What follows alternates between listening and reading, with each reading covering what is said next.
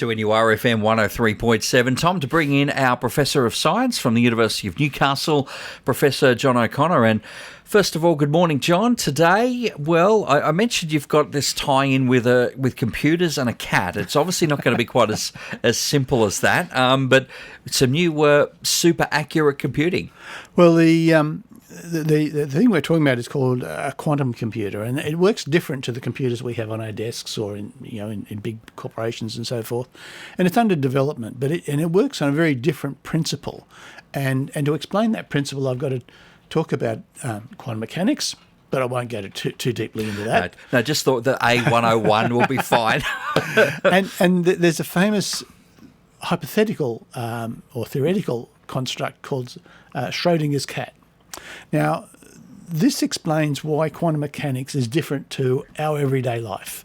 Now, the concept of Schrodinger's cat is that imagine you place a cat inside a box, and being hypothetical, no cats were hurt in this, you place a cat inside a box with a quantity of poison which is set up so it will be triggered automatically sometime in the future. You don't know when. It could be 10 seconds from now, it could be 10 minutes from now, it could be 10 hours from now. But sometime in the future, that poison will be triggered and the cat will die. So when you close the lid of the box, what state is that cat in? Well, you or I guess, would think intuitively that it's either dead or it's alive. Well, but we don't know which it is. Quantum mechanically, it says because we don't know whether it's dead or alive, it's simultaneously both dead and alive. Right. Until you open the box to check. And that's the weirdness about quantum mechanics. Something can be in two different states at the same time. Now, when this comes to computers, the computers we work with every day of the week, mobile phones, laptops, desktop, whatever, they work on a very definite 1 or a 0. And they operate on those ones and zeros, ons or offs, dead or alive, very effectively. And so, they're rapid calculations and they do all the brilliant things that computers do for us. Now, with a quantum computer, it works on quantum mechanics. So instead of a 1 or a 0, it's a 1 and a 0. It's both. That's the cat in the box thing again. It's the cat in the box thing, that's right. Yeah. And it works. I mean, it sounds not intuitive, but it works. And the thing is, it can do things thousands, if not millions of times faster than a normal computer.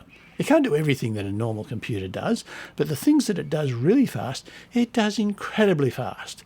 And that's why there's a lot of research in many countries. Australia is actually one of the leading countries in this, but there are countries all around the world and big corporations, Google and IBM, are all trying to get quantum computers up and running. Well, I would ask you at this point, what are some of the real-world applications if they're getting certainly a lot faster, more accurate, but by the sound of things, it really will gradually just sort of bore into everything because computers are everywhere. Well, it probably won't take over from your desktop or your laptop in the near future, but it has some things which I guess we don't like, and that is the encryption we use to transact business.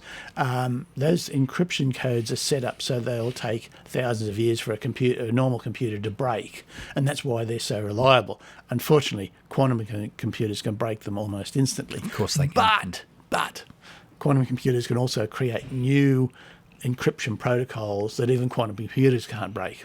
So there's a downside and an upside. So they're making a job for themselves. It really does. So, but Dennis, it's still possible that this sort of technology in the wrong hands is potentially really dangerous. So how do we stop that from happening?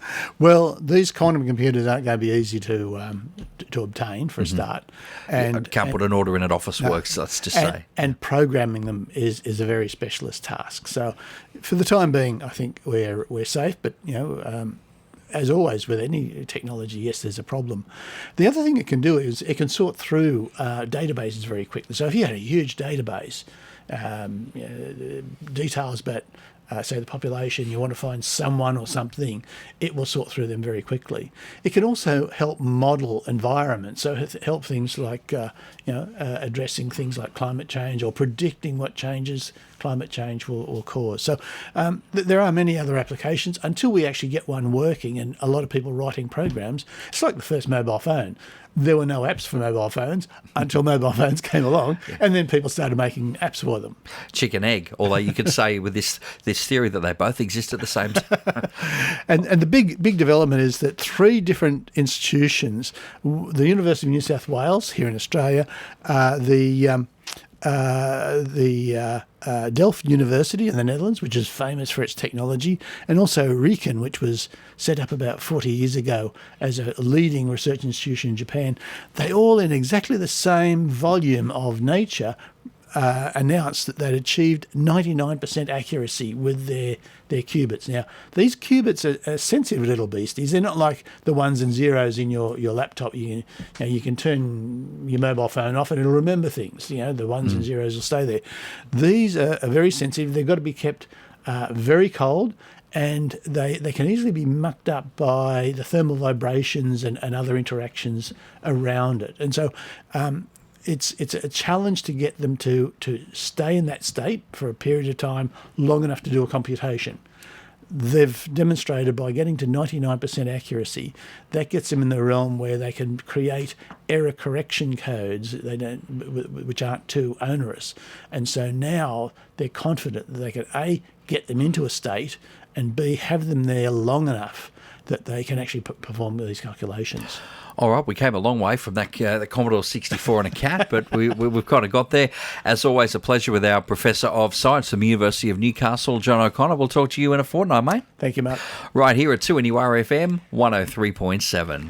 A broadcast service of the University of Newcastle.